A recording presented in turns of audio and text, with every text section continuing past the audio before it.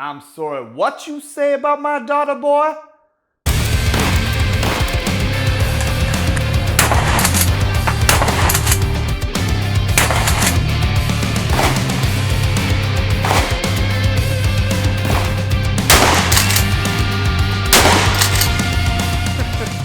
Don't worry, YouTube, don't cancel me. It's completely unloaded, don't worry.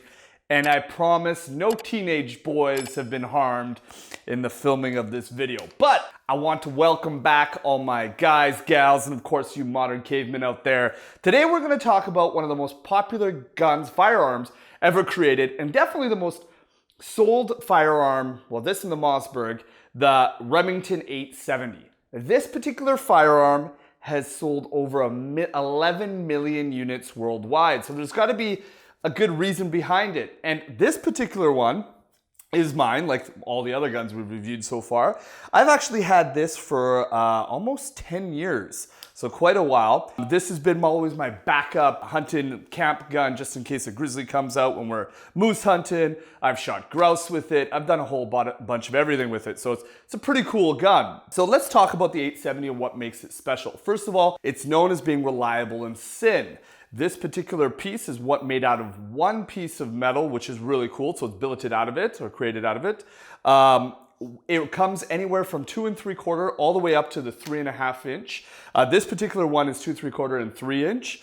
It's roughly about 7 to 8 pounds. Some of them are lighter. This particular one is the cheapest version that you can possibly get, and it is called the 870 Express. So kind of getting into a few of the other models, I got the original, which is the Wingmaster here. Thank you, Misha, good buddy of mine, lent this to me. He's got the 30-inch barrel on it, so it goes anywhere from this, I believe it's a 14-inch barrel all the way up to the 30-inch. You get all the calibers from 12 gauge, 10 gauge, 16 gauge, 410, you name it, there's an 870 in it. This is a beautiful Wingmaster Model 8 870. This one's actually quite an old one that he's put a lot of work into and made as nice as it is.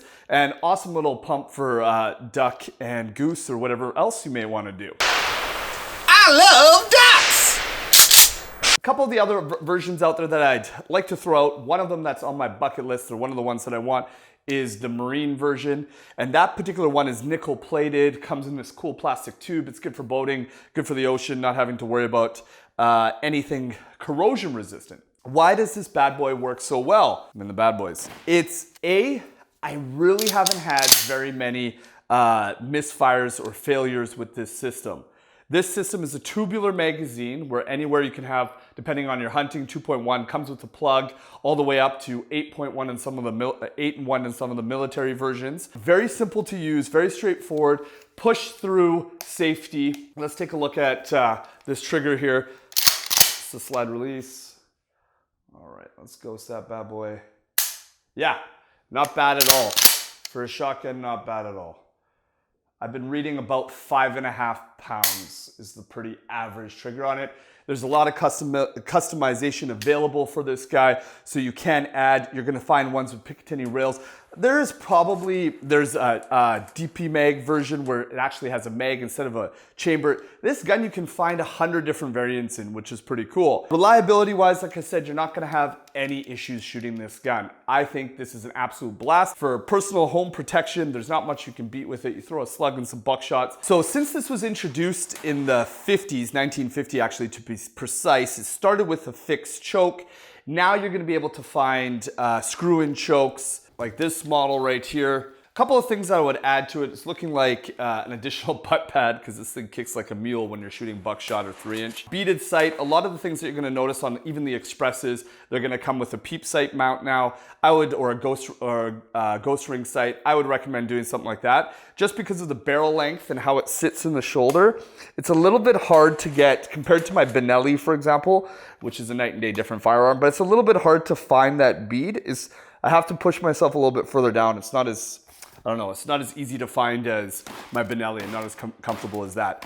But that being said, this is really a rugged bush gun, meant for protection, meant for having fun, meant for blowing up some targets and some cans. If you're in the market for something really affordable, something that you can protect yourself with, something that you throw a slug in and you're gonna be able to stop a grizzly, I think this is something you're going to enjoy. If you're looking for something a little bit more high-end, I would look at the Wingmaster and all the other editions that come. It's a great bird gun. A lot of people I know shoot turkey with it. Like I said, it comes with a bunch of different gauges and models. The one that I'm looking at getting next, like I mentioned, is the Marine model, the TAC model. I love me some tactical. Take a look. You can't really go wrong with a model shotgun that sold over 11 million worldwide. So anyways, that's all I got for you guys today. It's a short one. I want you guys to enjoy it. Let me know if there's anything else you'd like to review. Hit that notification button, subscribe, comment, and I'll see you in the next episode.